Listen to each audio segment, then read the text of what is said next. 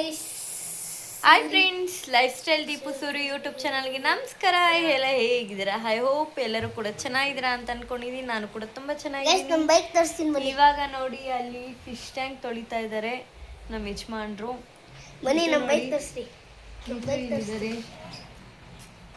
ಈ ಕಡೆ ನೋಡಿ ರೀತಿ ಮೇಡಮ್ ಕೂತಿದ್ದಾರೆ. ಇವಾಗ ಯಾಕೆ ನಿಂತ್ಕೊಂಡ್ ಬಂದಿದ್ಯಾ? ನೋಡಿ ಪಾಚಿ ಮೀನು ಅಲ್ಲೇ ಇದ್ದಾವೆ ನೋಡಿ, ಚಿಕ್ಕ ಚಿಕ್ಕ ಶಾರ್ಕಲ್ಲೆಲ್ಲ ಬಿಟ್ಟಿದ್ದೀವಿ ನೋಡಿ. ಅದೇ ಈ ಕಡೆ ಸೈಡಲ್ಲಿ ಇರೋದೇ ಮುಳ್ಕೊಟ್ಟಿರೋ ನೋಡ್ರಿ. ನೋಡಿ ಫಿಶ್ ಟ್ಯಾಂಕ್ ಕ್ಲೀನ್ ಮಾಡ್ತಾ ಇದ್ದಾರೆ. ಫಿಶ್ ಟ್ಯಾಂಕ್ ಅಂತೂ ತುಂಬ ಅಂದರೆ ತುಂಬ ದೊಡ್ಡದು. ಇದು ಬೊಕಿಟ್ ನೋಡಿ, ಅದು 20 ಲೀಟ್ರ್ ಬೊಕಿಟು. ಆ ಬೊಕಿಟಲ್ಲಿ 80 ಲೀಟ್ರ್ ನೀರಷ್ಟು ಹಿಡಿಯುತ್ತೆ ಫಿಶ್ ಟ್ಯಾಂಕು. ಅಲ್ಲಿಗೆ ಈ ಬೊಕಿಟ್ ಬಂದುಬಿಟ್ಟು 4 ಬೊಕಿಟ್ ನೀರು ಹಾಕಬೇಕು 20 ಲೀಟ್ರ್ ಬೊಕಿಟಲ್ಲಿ. ಯೋಚನೆ ಮಾಡಿ ಎಷ್ಟು ನೀರು ಹಿಡಿಬೋದು ಅಂತ ಅಂದ್ಬಿಟ್ಟು. ಮತ್ತು ತುಂಬ ಅಂದರೆ ತುಂಬ ದೊಡ್ಡ ಫಿಶ್ ಟ್ಯಾಂಕು ಇದು. ಮೀನುಗಳೆಲ್ಲ ತುಂಬ ದೊಡ್ಡ ಸೈಜ್ ಆಗಿಬಿಟ್ಟಿದೆ ಅಂತ ಇಷ್ಟು ದೊಡ್ಡ ಫಿಶ್ ಟ್ಯಾಂಕ್ ತಂದು ಇಟ್ಟಿರೋದು.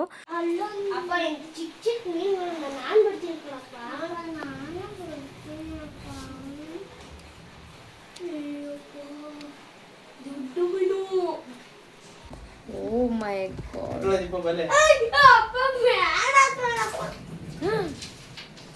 ಗಾಡ್, ಕೋಪ ಬಂದ್ಬಿಡ್ತು ಗೈಸ್. ನೋಡಿದ ಕೋಪ ಬಂದ್ಬಿಟ್ಟೈತೆ. ಅಪ್ಪ ಚಿಕ್ಕ ಚಿಕ್ಕ ಮೀನುಗಳನ್ನ ನಾನು ಬಿಡಿ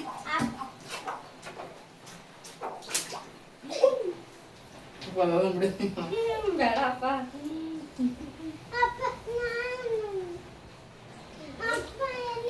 ಇನ್ನು ಮಕ್ಕಳಿಬ್ರು ಕೂಡ ನಮ್ಮ ಯಜಮಾನ್ರ ಜೊತೆ ಆಟ ಆಡಿಕೊಂಡು ನಾನು ಬಿಡ್ತೀನಿ ಅಂತ ಹಠ ಮಾಡಿಕೊಂಡು ಇದ್ದರು. ಸರಿ ಆಯ್ತಪ್ಪ ಬಿಡ್ರಿ, ಇದು ಸಣ್ಣ ಸಣ್ಣ ಮೀನುಗಳು ಬಿಡಿ ಅಂತ ಅಂದ್ಬಿಟ್ಟು ಹೇಳ್ದು.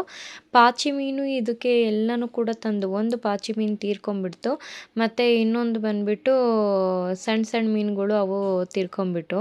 ಮಿತು ನೋಡಿ ಹತ್ಕೊಂಡು ಆ ಕಡೆ ಹೊಟ್ಟೋಗ್ಬಿಟ್ರು. ಬಾರಪ್ಪ ಬಿಡ್ಬಾ, ಆಯಿತು ಸಣ್ಣ ಸಣ್ಣ ಮೀನುಗಳು ಅಂತ ಅಂದ್ಬಿಟ್ಟು ಹೇಳಿದ್ರು. ಹೋದರು ಆ ಕಡೆಗೆ. ಇವಾಗ ಇನ್ನು ಯಾವುದಿದೆ ಅಂತ ಅಂದ್ಬಿಟ್ಟು ನೋಡ್ತಾ ಇದ್ದು. ಮತ್ತು ಸಣ್ಣದೊಂದು ಮೀನು ಇತ್ತಲ್ಲ ಅದನ್ನ ಎತ್ತಿಬಿಟ್ರು. ಹಾಗೆ ಒಂದೆರಡು ಮೀನಿತ್ತು, ಅದನ್ನು ಕೂಡ ಬಿಟ್ಬಿಟ್ರು. ಇನ್ನು ಲಾಸ್ಟು ಪಾಚಿ ಮೀನೊಂದಿದೆ. ಬಾ ಇಲ್ಲಿ ದೀಪು ಅಂತ ಕರೀತಾ ಇದ್ರು ನನ್ನ.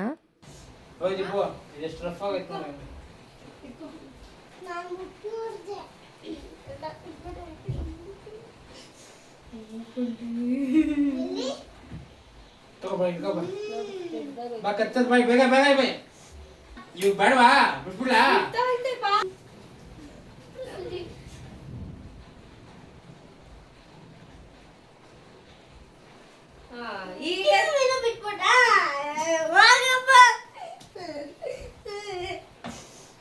ಇನ್ನು ಕೋಪ ಮಾಡಿಕೊಂಡೇ ಹೊಟ್ಟೋದ್ರು. ತುಂಬ ಅಳ್ತಾರೆ ಮಿತು ಅಂತೂ, ಸಾಕಾಗ್ಬಿಡುತ್ತೆ ಹೆಣ್ಗೋ ಅಷ್ಟೊತ್ತಿಗೆ. ಆಯಿತು ಇವೆಲ್ಲ ನಾನು ಬಿಟ್ಟಿದ್ನ ಅಂತ ಅಂದ್ಬಿಟ್ಟು ಸ್ವಲ್ಪ ವಾದ ಮಾಡ್ತಾಯಿದ್ರು. ಹಾಗಾಗಿ ಅದನ್ನು ಮ್ಯೂಟ್ಗೆ ಹಾಕಿದ್ದೀನಿ. ಇಟ್ಸ್ ಓಕೆ, ಪರವಾಗಿಲ್ಲ ಅಂತ ಅಂದ್ಬಿಟ್ಟು. ಯಾಕೆ ಅಂತಂದರೆ ಮಕ್ಕಳು ನೋಡಿ ಎಷ್ಟು ಅಟ್ಯಾಚ್ಮೆಂಟ್ ಬೆಳೆಸ್ಕೊಂಡ್ಬಿಡ್ತಾರೆ ಅಂತ ಅಂದ್ಬಿಟ್ಟು. ಫಿಶ್ ಹತ್ರ ಆಗಲಿ ಮೊಲದ ಹತ್ರ ಆಗಲಿ ತುಂಬ ಅಟ್ಯಾಚ್ಮೆಂಟ್ ಜಾಸ್ತಿ ಇಟ್ಕೊಂಡಿದ್ದಾರೆ ಮಿತು ಅಂತೂ. ರೀತಿನೂ ಅಷ್ಟೇ, ಜಾಸ್ತಿ ಫಿಶ್ಗಿಂತ ಮೊಲ ಹತ್ರ ಜಾಸ್ತಿ ಅಟ್ಯಾಚ್ಮೆಂಟು ರೀತಿದು. ಸೊ ಅದಕ್ಕೋಸ್ಕರ ಇವೆರಡು ಸಾಕ್ತಾ ಇರೋದಷ್ಟೇ. ಇವರಿಬ್ರಿಗೋಸ್ಕರ ಅದನ್ನು ಸಾಕ್ತಾ ಇದ್ದೀವಿ. ಹಾಗೆ ಮನೇಲೂ ಕೂಡ ಪ್ರಾಣಿಗಳಿರಬೇಕು. ಸೊ ಇವಾಗ ನಾನು ಏನು ಮಾಡೋಣ ಅಂತ ಅಂದ್ಕೊಂಡಿದ್ದೀನಿ ಅಂತ ಅಂದರೆ, ತುಂಬ ದಿನ ಆಗಿತ್ತು ಟ್ಯಾನ್ ರಿಮೂವಲ್ ಪ್ಯಾಕ್ ಯೂಸ್ ಮಾಡಿ. ಸೊ ತುಂಬ ತಿಂಗಳುಗಳೇ ಅಂತ ಅಂದ್ಕೊಂಬಿಡಿ. ಫೇಸ್ ಎಲ್ಲ ಫುಲ್ ಟ್ಯಾನ್ ಆಗಿದೆ. ಸೊ ಅದಕ್ಕೋಸ್ಕರ ಇವತ್ತು ನಾನು ಟ್ಯಾನ್ ರಿಮೂವಲ್ ಪ್ಯಾಕ್ ಯೂಸ್ ಮಾಡೋಣ ಅಂತ ಅಂದ್ಬಿಟ್ಟು, D tan pack.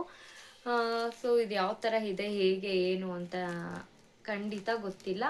Already skin ಸ್ವಲ್ಪ ನಂದು ಲೈಟಾಗೆ ಗ್ಲೋ ಇದೆ. ಸ್ವಲ್ಪ ಇಲ್ಲೆಲ್ಲ ನನಗೆ ನೋಡಿ ಹೆಡ್ಡೇಕ್ ಹತ್ರ ಮಾತ್ರ ಫುಲ್ಲು ಟ್ಯಾನ್ ಆಗಿದೆ, ಫುಲ್ ಟ್ಯಾನಿಂಗ್ ಇದೆ. ಸೊ ಇದನ್ನು ನಾನು ರಿಮೂವ್ ಮಾಡ್ಕೊಬೇಕು. ಸೊ ಅದಕ್ಕೋಸ್ಕರ ನೋಡೋಣ ಯಾವ ಥರ ಬರುತ್ತೆ ಇದು ಅಂತ ಅಂದ್ಬಿಟ್ಟು ಇವತ್ತು ನಾನು ನಿಮ್ಮ ಜೊತೆ ಚೆಕ್ ಮಾಡ್ತೀನಿ. ಮತ್ತು ಇದು ಬಂದುಬಿಟ್ಟು ನೋಡಿ, ರಾಗ ಡಿ ಟ್ಯಾನ್ ರಿಮೂವಲ್ ಅಂತ ಅಂದ್ಬಿಟ್ಟು ಸೊ ಇದು MRP ಬಂದ್ಬಿಟ್ಟು ಕೂಡ ಹೇಳ್ತೀನಿ. ಚಿಕ್ಕದು ಇಸ್ಕೋತೀನಿ ಅಂತಂದರೆ 69 ರುಪೀಸ್ ಆಗುತ್ತೆ ಇದೊಂದು ಪ್ಯಾಕ್ಗೆ. ಆರಾಮಾಗಿ ಯೂಸ್ ಮಾಡ್ಬೋದು. ಒನ್ ಟೈಮು ನೀವು ಎಲ್ಲಾದರೂ ಫಂಕ್ಷನ್ ಪಾರ್ಟಿ ಟೈಮ್ಗೆ ಹೋಗ್ತಿದ್ದೀನಿ ಅಂತಂದರೆ ಇನ್ಸ್ಟೆಂಟಾಗಿ ನೀವು ಯೂಸ್ ಮಾಡ್ಕೊಬೋದು. ಬ್ಯೂಟಿ ಪಾರ್ಲರ್ಗೆ ಹೋಗಬೇಕು ಅಂಥದ್ದೇನೂ ಇಲ್ಲ. ಬ್ಯೂಟಿ ಪಾರ್ಲರ್ಗೆ ಹೋಗಿ ನೀವು ಅಲ್ಲಿ ಫೇಶಿಯಲ್ ಮಾಡಿಸ್ಕೊಂಡು ಅಲ್ಲಿ ಒಂದು 800 ರೂಪಾಯಿ 1000 ರೂಪಾಯಿ ಕೊಡೋದ್ರ ಬದಲು ನೀವು ಈ ಥರ ರಾಗ ಡಿ10 ಯೂಸ್ ಮಾಡಿದ್ರೆ ಸಾಕು. ಇನ್ಸ್ಟೆಂಟ್ ಗ್ಲೋ ಬರುತ್ತೆ ಸಾಕು. ಒಂದು 2 ಡೇಸ್ ಮೇಂಟೈನ್ ಆಗುತ್ತೆ. ಹಾಗೆ ನಿಮಗೆ ಟ್ಯಾನು ಕೂಡ ರೆಡ್ಯೂಸ್ ಆಗಿಬಿಡುತ್ತೆ. ಸೊ ಎವ್ರಿ ಡೇ ಟ್ಯಾನ್ ಆಗಬಾರ್ದು ಅಂತ ಅಂದರೆ ನಾವು ಸನ್ಸ್ಕ್ರೀನ್ನ ಖಂಡಿತ ನಾವು ಯೂಸ್ ಮಾಡಲೇಬೇಕಾಗುತ್ತೆ. ಎಕ್ಸ್ಪೆಷಲಿ ನಾವು ಸ್ಕಿನ್ ಕೇರ್ ಯೂಸ್ ಮಾಡಬೇಕು. ನಿಮ್ಗೆಲ್ಲರಿಗೂ ಗೊತ್ತಿರೋ ಹಾಗೆ ಸ್ಕಿನ್ ಕೇರಲ್ಲಿ 5 ಟೈಪ್ಸ್ ಇದ್ದಾವೆ. ಫಸ್ಟು ಫೇಸ್ ವಾಶ್ ಯೂಸ್ ಮಾಡಬೇಕು. ಅದಾದಮೇಲೆ ನಮಗೆ ಜಾಸ್ತಿ ಏನಾದರೂ ಫೇಸಲ್ಲಿ ಓಪನ್ ಪೋರ್ಸಸ್ ಅಂದರೆ ಚುಕ್ಕಿ ಚುಕ್ಕಿ ಥರ ಇರುತ್ತೆ ಗೊತ್ತಾ, ಓಪನ್ ಆಗಿರುತ್ತೆ, ಹೋಲ್ಸ್ ಎಲ್ಲ ಓಪನ್ ಆಗಿರುತ್ತೆ ಗೊತ್ತಾ ಫೇಸ್ ಮೇಲೆ, ಆ ಥರ ಇತ್ತು ಅಂದರೆ ಟೋನರ್ ಖಂಡಿತ ಯೂಸ್ ಮಾಡಿ. ಆವಾಗ ಸ್ಕಿನ್ ಟೈಟ್ನಿಂಗು ಕೂಡ ಆಗುತ್ತೆ, ಅದು ಕ್ಲೋಸಪ್ ಕೂಡ ಆಗ್ತಾ ಬರುತ್ತೆ. ಮತ್ತು ಇನ್ನೊಂದು ಬಂದುಬಿಟ್ಟು ಸಿರಾಮು. ಥರ್ಡ್ ಸ್ಟೆಪ್ ಬಂದುಬಿಟ್ಟು ಸಿರಮ್ ಯಾಕೆ ಯೂಸ್ ಮಾಡೋದು ಅಂತ ಅಂದರೆ ಇನ್ನರ್ ಲೇಯರ್ಗೆ ಹೋಗಿ ವರ್ಕ್ ಮಾಡುತ್ತೆ ಟ್ರೀಟ್ಮೆಂಟ್ ಬೇಸ್ ಥರ. ಸೊ ಅದಕ್ಕೋಸ್ಕರ ನಾವು ಸಿರಮ್ನ ಯೂಸ್ ಮಾಡ್ತೀವಿ. ನೆಕ್ಸ್ಟ್ ಬಂದುಬಿಟ್ಟು ಮಾಯ್ಶ್ಚರೈಸರ್ ಬಂದುಬಿಟ್ಟು ನಮ್ಮ ಏನು ಮೇಲೆ ಸ್ಕಿನ್ ಟೋನ್ ಇರುತ್ತೋ ಅದನ್ನು ಸ್ಕಿನ್ ಹೈಡ್ರೇಟ್ ಮಾಡೋದಕ್ಕೆ ಮತ್ತು ಈ ಮೇಲ್ ಸ್ಕಿನ್ ಟೋನ್ನ ಮೇಂಟೈನ್ ಮಾಡೋದಕ್ಕೋಸ್ಕರ ನಾವು ಮಾಯ್ಶ್ಚರೈಸರ್ನ ಯೂಸ್ ಮಾಡ್ತೀವಿ. ಇನ್ನು ಲಾಸ್ಟ್ ಸನ್ಸ್ಕ್ರೀನ್ನ ನಾವು ಟ್ಯಾನ್ ಆಗದೆ ಇರೋ ಥರ ನಾವು ಯೂಸ್ ಮಾಡಲೇಬೇಕು ಕಂಪಲ್ಸರಿ. ನೀವು ಮನೇಲಿದ್ರೂ ಸನ್ಸ್ಕ್ರೀನ್ನ ಯೂಸ್ ಮಾಡಿ ನನ್ನ ಸಜೆಷನು. ಯಾಕೆ ಅಂತ ಅಂದರೆ ನಾವು ಲೈಟೆಲ್ಲ ಹಾಕ್ದಾಗಲೂ ಕೂಡ ನಮಗೆ ಟ್ಯಾನ್ ಅನ್ನೋದು ಹಾಗೇ ಆಗುತ್ತೆ. ಸೊ ಅದಕ್ಕೋಸ್ಕರ ನೀವು ಮನೇಲಿರಲಿ ಹೊರಗಡೆ ಹೋಗಲಿ ಸನ್ಸ್ಕ್ರೀನು ಕಂಪಲ್ಸರಿ ಯೂಸ್ ಮಾಡಿ ಅಂತ ಹೇಳ್ತೀನಿ. ಹಾಗೆ ಇವತ್ತು ನೋಡೋಣ, ನಾನು ತುಂಬ ತಿಂಗಳುಗಳ ಆಗೋಯ್ತು ಯೂಸ್ ಮಾಡಿ. ಸೊ ಹಾಗಾಗಿ ಇದು ಯಾವ ಥರ ಬರುತ್ತೆ ಅಂತ ನನಗೆ ಒಂದ್ಸಲ ಯೂಸ್ ಮಾಡಿದ್ರೆ ಅಟ್ಲೀಸ್ಟು ಬೆನಿಫಿಟ್ಸ್ ಗೊತ್ತಾಗುತ್ತೆ ಅಂತ ಅಂದ್ಬಿಟ್ಟು ನಾನು ಯೂಸ್ ಮಾಡ್ತಾ ಇರೋದು. ನೋಡೋಣ ಇದು ಯಾವ ಥರ ಬರುತ್ತೆ ಪ್ಯಾಕು ಅಂತ ಅಂದ್ಬಿಟ್ಟು. ಹಾಗೆ ಇದನ್ನು ಯಾವುದೇ ರೀತಿ ನಾವು ಬಿಸಿನೀರಲ್ಲಿ ವಾಶ್ ಮಾಡೋ ಹಾಗಿಲ್ಲ, ತಣ್ಣೀರಲ್ಲಿ ಮಾಡಬೇಕು. ನೋಡೋಣ. ಸೊ ಇವಾಗ ನಾನು ಜಸ್ಟು ಹಾಗೆ ಹ್ಯಾಂಡ್ಸಲ್ಲೇ ಟ್ರೈ ಮಾಡ್ತೀನಿ. ಫುಲ್ ಫೇಸ್ಗೆ ಹಾಕಿ ಬಿಟ್ಬಿಡ್ಬೇಕು. ನಾವು ಇವಾಗ ಎಲ್ಲಾದರೂ ಎಮರ್ಜೆನ್ಸಿ ಹೋಗಬೇಕು ಫಂಕ್ಷನ್ಗೆ, ಪಾರ್ಟಿ ವೇರ್ಗೆ ಅಂತ ಅಂದರೆ ಆವಾಗ ಈ ಡಿ10 ತುಂಬಾ ಹೆಲ್ಪ್ ಆಗುತ್ತೆ ನಮಗೆ. ಇನ್ಸ್ಟೆಂಟಾಗಿ ನಾವು ಮನೆಯಲ್ಲೇ ಯಾವ ಥರ ಅಪ್ಲೈ ಮಾಡ್ಕೋಬೋದು ಫೇಸಿಗೆ ಅನ್ನೋದನ್ನು ನಾನು ಇವತ್ತು ನಿಮ್ಮ ಜೊತೆ ಶೇರ್ ಮಾಡ್ತಾ ಇದ್ದೀನಿ. ಎವ್ರಿಡೇ ನಾವು ಸ್ಕಿನ್ ಕೇರ್ನ ಮೇಂಟೈನ್ ಮಾಡ್ಕೊಂಡು ಬರ್ತಾ ಇದ್ದರೆ ಯಾವುದೇ ರೀತಿ ನಮ್ಮ ಸ್ಕಿನ್ ಕೂಡ ಡ್ಯಾಮೇಜು ಕೂಡ ಆಗೋಲ್ಲ ಮತ್ತು ನಾವು ಕೂಡ ಜಾಸ್ತಿ ಟ್ಯಾನ್ ಆಗೋಲ್ಲ. ಈ ಬಿಸಿಲಲ್ಲಿ ಏನಾದರೂ ಓಡಾಡಿದ್ರೆ ಜಾಸ್ತಿ ಟ್ಯಾನ್ ಆಗೋದಂತೂ ಇದ್ದೇ ಇರುತ್ತೆ. ಸೊ ಕಂಪಲ್ಸರಿ ನೀವು ಸನ್ಸ್ಕ್ರೀನ್ನ ಯೂಸ್ ಮಾಡೋದು ಬೆಟರ್ ಅಂತ ನನಗನ್ಸುತ್ತೆ. ಸೊ ನಾನು ಅಷ್ಟೇ ಎವ್ರಿಡೇ ಸ್ಕಿನ್ ಕೇರ್ ರೊಟೀನ್ನ ಕಂಟಿನ್ಯೂಸ್ ಆಗಿ ಯೂಸ್ ಮಾಡ್ತಾ ಇದ್ದೀನಿ. ಹಾಗಾಗಿ ನಿಮ್ಮ ಜೊತೆ ನಾನು ಸ್ವಲ್ಪ ಶೇರ್ ಮಾಡಿದೆ. ಏಜ್ ಆಗ್ತಾ ಏನಾಗುತ್ತೆ ಅಂದರೆ ಫೈಲೆನ್ಸು, ರಿಂಕಲ್ಸು, ಡಾರ್ಕ್ ಸರ್ಕಲ್ಲು ಎಲ್ಲ ಸ್ಟಾರ್ಟ್ ಆಗುತ್ತೆ. ಹಾಗಾಗಿ ನಾವು ಸ್ಕಿನ್ ಕೇರ್ನ ನೀಟಾಗಿ ಮೇಂಟೈನ್ ಮಾಡಿದ್ರೆ ಇದು ಯಾವುದು ಕೂಡ ಆಗಲ್ಲ. ಬಿಕಾಸ್ ನಾನು ಮುಂಚೆ ಯಾವುದು ಸ್ಕಿನ್ ಕೇರ್ ಯೂಸ್ ಮಾಡ್ತಾ ಇರಲಿಲ್ಲ. ಇವಾಗ ಸ್ವಲ್ಪ ಸ್ಕಿನ್ನೆಲ್ಲ ಸ್ವಲ್ಪ ಡ್ಯಾಮೇಜ್ ಆಗೋದು ನೋಡಿ ನಾನು ಇವಾಗ ಕರೆಕ್ಟ್ ಟೈಮ್ಗೆ ನಾನು ಸ್ಕಿನ್ ಕೇರ್ನ ಮಾಡ್ಕೊತಾ ಇದ್ದೀನಿ. ಹಾಗಾಗಿ ಸ್ವಲ್ಪ ಮೇಂಟೈನ್ ಆಗ್ತಿದೆ. ಸೊ ಏನೇ ಆದ್ರೂ ಸ್ವಲ್ಪ ನಾವು ಮುನ್ನೆಚ್ಚರಿಕೆಯಿಂದ ನಮ್ಮ ಸ್ಕಿನ್ ಟೋನ್ಗೆ ಏನು ರಿಕ್ವೈರ್ಡ್ ಇದೆಯೋ ಅದನ್ನು ನಾವು ಹಚ್ಚೋದ್ರಿಂದ ಯಾವುದೇ ರೀತಿ ನಮಗೆ ಸ್ಕಿನ್ನು ಪ್ರಾಬ್ಲಮ್ ಆಗಲ್ಲ. ಹಾಗೆ ನಾವು ಒಂದು ಕಡೆ ಹೋಗಿ ಪರ್ಚೇಸ್ ಮಾಡ್ತಾಯಿದ್ದೀವಿ ಅಂತಂದರೆ ಅದು ಏನು ಅದ್ರ ಬಗ್ಗೆ ಡೀಟೇಲು ತಿಳ್ಕೊಂಡು ನಾವು ಆ ಪ್ರಾಡಕ್ಟ್ನ ಯೂಸ್ ಮಾಡಬೇಕಾಗತ್ತೆ. ನಾನು ಹೇಳೋದು ಇಷ್ಟೇ ಎಲ್ಲರಿಗೂ, ನೀವು ಯಾವುದೇ ಪ್ರಾಡಕ್ಟ್ ಯೂಸ್ ಮಾಡಿದ್ರೂ ಬ್ಯಾಕ್ ಸೈಡ್ ಇಂಗ್ರೀಡಿಯೆಂಟ್ಸ್ ಅನ್ನೋದು ಇದ್ದೇ ಇರುತ್ತಲ್ವ, ಅವರು ಮೆನ್ಷನ್ ಮಾಡಿರ್ತಾರೆ. ಅದನ್ನು ನೋಡಿ ಓದಿ ಆಮೇಲೆ ನೀವು ಒಂದು ಸಲ ತಗೊಳ್ಳೋದು ಬೆಟರ್ ಅಂತ ಅನಿಸುತ್ತೆ. ಹಾಗಾಗಿ ನೀವು ಕೂಡ ನೋಡಿ ಪ್ರಾಡಕ್ಟ್ನ ಪರ್ಚೇಸ್ ಮಾಡಿ. ಆ್ಯಕ್ಚುಲಿ ನಾನು ಇಲ್ಲಿ ಎಲ್ಲ ಹಾಕೋಣ ಅಂತ ಅಂದ್ಕೊಂಡಿದ್ದೆ. ಇದು ಯಾವಾಗ ಹುರಿಯೋದಕ್ಕೆ ಸ್ಟಾರ್ಟ್ ಆಗ್ತಿದೆಯೋ ಫೇಸ್ ಮೇಲೆಲ್ಲ, ಸೊ ಹಾಗಾಗಿ ಇನ್ನು ಕಣ್ಣಿಗೆ ನಿಜವಾಗ್ಲೂ ಎಫೆಕ್ಟ್ ಹೊಡೆಯುತ್ತೆ. ಸೊ ಹಾಗಾಗಿ ಇರೋದನ್ನು ನಿಮ್ಮ ಜೊತೆ ನಾನು ಶೇರ್ ಮಾಡ್ತಾ ಇದ್ದೀನಿ. ಅದಕ್ಕೋಸ್ಕರ ನಾನು ಕಣ್ಣ ಮೇಲೆ ಹಾಕ್ತಾ ಇಲ್ಲ. ಸೊ ನೋಡಿ ಐಬ್ರೋ ಹತ್ರ ಸೈಡಲ್ಲಿ ನೋಡಿ ಇಷ್ಟು ಗ್ಯಾಪ್ ಇಟ್ಬಿಡಿ, ಈ ಗ್ಯಾಪಲ್ಲಿ ಹಾಕೊಳ್ಳಿ ಅಷ್ಟೆ. ಕಷ್ಟ ಆಗುತ್ತೆ ಗೈಸ್, ತುಂಬ ಕಷ್ಟ, ಸೀರಿಯಸ್ಲಿ ತುಂಬ ಕಷ್ಟ ಆಗುತ್ತೆ. ಎಸ್ ಗೈಸ್, ನಾನಿವಾಗ ಸ್ನಾನ ಮಾಡಿಕೊಂಡು ಫ್ರೆಶ್ ಅಪ್ ಆಗಿಬಿಟ್ಟು ನಿಮ್ಮ ಮುಂದೆ ಬಂದಿದ್ದೀನಿ. ಸೊ ಇವಾಗ ನಾನು ಏನು ಹೇಳಕ್ಕೆ ಹೊರಟಿದ್ದೀನಿ ಅಂತ ಅಂದರೆ, ನಾವು ಫೇಸ್ ಪ್ಯಾಕ್ ಹಾಕಿದ ತಕ್ಷಣ ಫುಲ್ಲು ಫೇಸೆಲ್ಲ ಗ್ಲೋ ಬಂದ್ಬಿಡುತ್ತೆ ಅಂತ ಹೇಳೋದಕ್ಕಾಗಲ್ಲ. ಯಾಕೆ ಅಂತ ಅಂದರೆ, ಅದು ನೆಕ್ಸ್ಟ್ ಡೇನೇ ನಮಗೆ ರಿಸಲ್ಟ್ ಗೊತ್ತಾಗೋದು, ಒಂದೇ ದಿನದಲ್ಲಿ ರಿಸಲ್ಟ್ ಗೊತ್ತಾಗುತ್ತೆ ಅಂತ ಹೇಳೋದಕ್ಕಾಗಲ್ಲ. ಸೊ ಇವತ್ತು ನಾನು ಫೇಸ್ ಪ್ಯಾಕ್ ಯೂಸ್ ಮಾಡಿರೋದ್ರಿಂದ ಇದು ನಾಳೆ ಮಾರ್ನಿಂಗು ನಮಗೆ ಗೊತ್ತಾಗುತ್ತೆ, ಅಂದರೆ ಫೇಸ್ ಯಾವ ಥರ ಕ್ಲಾರಿಟಿ ಬರುತ್ತೆ ಅಂತ ಅಂದ್ಬಿಟ್ಟು.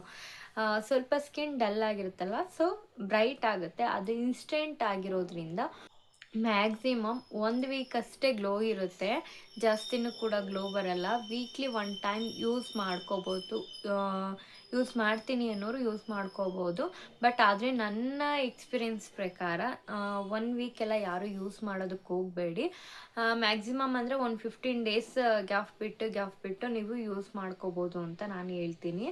ಸೊ ಆವಾಗಲೇ ನಾನು ಫೇಸ್ ಪ್ಯಾಕ್ ಹಾಕ್ಕೊಂಡು ನೆಕ್ಕಿಗೆಲ್ಲ ಸ್ವಲ್ಪ ಹಾಕ್ಕೊಂಡು ಎಲ್ಲ ನಾನು ನೀಟಾಗಿ ಸ್ನಾನ ಮಾಡಿಕೊಂಡು ಬಂದಿದೆ. ಹಾಗಾಗಿ ನಾನು ನಿಮ್ಮ ಜೊತೆ ಶೇರ್ ಮಾಡ್ತಾ ಇರೋದು. ಸೊ ಮಾರ್ನಿಂಗು ನೀವು ಫೇಸ್ ಪ್ಯಾಕ್ ಏನು ಯೂಸ್ ಮಾಡ್ತಿರೋ ಇವತ್ತು ಸ್ಕಿನ್ ಕೇರ್ ಯಾವುದೇ ರೀತಿ ನೀವು ರೋಟೀನ್ನ ಮಾಡೋದಕ್ಕೆ ಹೋಗಬೇಡಿ. ನನ್ನ ಎಕ್ಸ್ಪೀರಿಯನ್ಸ್ ಪ್ರಕಾರ ಸ್ಕಿನ್ ಕೇರ್ ಮಾಡಬಾರ್ದು. ಜಸ್ಟ್ ನೀವು ಒಂದು ಜೆಲ್ ಮಾಯ್ಶ್ಚರೈಸರ್ ಯೂಸ್ ಮಾಡಿದ್ರೆ ಸಾಕು, ಜಾಸ್ತಿ ಬೇರೆ ಏನು ಯೂಸ್ ಮಾಡಬೇಡಿ. ಓಲ್ಡೇ ಬಿಟ್ಬಿಡಿ. ಫೇಸ್ ಪ್ಯಾಕ್ ಏನು ಯೂಸ್ ಮಾಡಿರ್ತೀರೋ ಅವತ್ತಿನ ದಿನ ನಾವು ಯಾವುದೇ ರೀತಿ ಸ್ಕಿನ್ ಕೇರ್ನ ಮಾಡಬಾರ್ದು. ಸೊ ಹಾಗಾಗಿ ನಾನು ನೋಡಿ ಯಾವುದೇ ರೀತಿ ಏನು ಸ್ಕಿನ್ ಕೇರ್ನ ಮಾಡಿಲ್ಲ. ನಾನು ನೈಟ್ ಮಲಿಕೋಬೇಕಾದ್ರೆ ಜಸ್ಟ್ ಕೊಕೊನಟ್ ಆಯಿಲ್ನ ಹಾಕಿ ಮಲಿಕೊತೀನಿ ಅಷ್ಟೇ. ಅದು ಹಾಕೋದ್ರಿಂದ ನಮಗೆ ಏನಾಗುತ್ತೆ ಅಂತ ಅಂದರೆ ಸ್ಕಿನ್ನು ಕೂಡ ಗ್ಲೋ ಬರುತ್ತೆ. ಎವ್ರಿಡೇ ನೀವು ಟ್ರೈ ಮಾಡಿ ನೋಡಿ. ಮತ್ತು ಡ್ರೈ ಸ್ಕಿನ್, ಆದಷ್ಟು dry skin coconut oil best ನನ್ನ ಪ್ರಕಾರ. ಆ್ಯಕ್ಚುಲಿ ನಂದು ತುಂಬ ಡ್ರೈ ಸ್ಕಿನ್ ಇರೋದ್ರಿಂದ ನಾನು ಕೊಕೊನಟ್ ಆಯಿಲ್ನ ಯೂಸ್ ಮಾಡ್ತಾ ಇದ್ದೀನಿ. ಸೊ ಹಾಗಾಗಿ ನನಗೆ ಸ್ವಲ್ಪ ಡ್ರೈ ಅನ್ನೋದೆಲ್ಲ ನೋಡಿ ಡ್ರೈ ಇಲ್ಲವೇ ಇಲ್ಲ. ಇವಾಗ ಜಸ್ಟ್ ನಮಗೆ ಯಾವ ಥರ ಫೇಸ್ ಬಂದಿದೆ ಅಂದರೆ ನಾರ್ಮಲಾಗೆ ಫೇಸ್ ಯಾವ ಥರ ಇರುತ್ತೋ ಆ ಥರ ಬಂದಿದೆ. ಸೊ ಹಾಗಾಗಿ ನೀವು ಡ್ರೈ ಸ್ಕಿನ್ ಇದೆ ಅಂತ ಅನ್ನೋರು ಕೊಕೊನಟ್ ಆಯಿಲ್ ಬೆಸ್ಟ್ ಅಂತ ನಾನು ಹೇಳ್ತೀನಿ. ಮತ್ತು ಈ ಫೇಸ್ ಪ್ಯಾಕ್ ಯಾಕೆ ಯೂಸ್ ಮಾಡಿದೆ ಅಂದರೆ, ಜಸ್ಟ್ ನನಗೆ ಟ್ಯಾನ್ ರಿಡ್ಯೂಸ್ ಆಗಬೇಕಾಗಿತ್ತು, ಅದಕ್ಕೋಸ್ಕರ ಟ್ಯಾನ್ ರಿಮೂವಲ್ ನಾನು ಫೇಸ್ ಪ್ಯಾಕು ಯೂಸ್ ಮಾಡಿದ್ದೀನಿ ಅಷ್ಟೇ. ಫೇಸು ಸ್ವಲ್ಪ ಓಕೆ ಅನ್ನೋ ಥರನೇ ಇದೆ. ನಾನು ಹೇಳಲ್ಲ ನಾನು ತುಂಬ ಗ್ಲೋ ಆಗಿಬಿಟ್ಟಿದ್ದೀನಿ ಅಂತ ವಿಡಿಯೋದಲ್ಲಿ ಹೇಳಲ್ಲ. ಯಾಕೆ ಅಂತ ಅಂದರೆ, ಅದು ನೆಕ್ಸ್ಟ್ ಡೇ ಮಾರ್ನಿಂಗ್ಗೆ ಸ್ವಲ್ಪ ಫೇಸ್ ಅನ್ನೋದು ಗ್ಲೋ ಬರೋದು. ಸೊ ಹಾಗಾಗಿ ನಾನು ವಿಡಿಯೋದಲ್ಲಿ ಎಲ್ಲೂ ಹೇಳಲ್ಲ ನನ್ನ ಫೇಸ್ ನೋಡಿ ಹೀಗಿತ್ತು ಹೀಗಾಯಿತು ಹೇಳಲ್ಲ.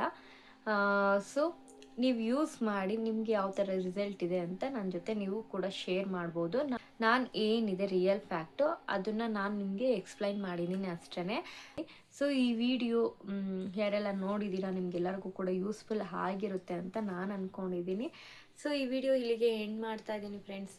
Thank you so much. Next ವಿಡಿಯೋದಲ್ಲಿ ಸಿಗ್ತೀನಿ. ಹೀಗೆ ವಿಡಿಯೋಗಳನ್ನ ಮಾಡ್ತಾ ಇರ್ತೀನಿ. Take care, love you all, bye.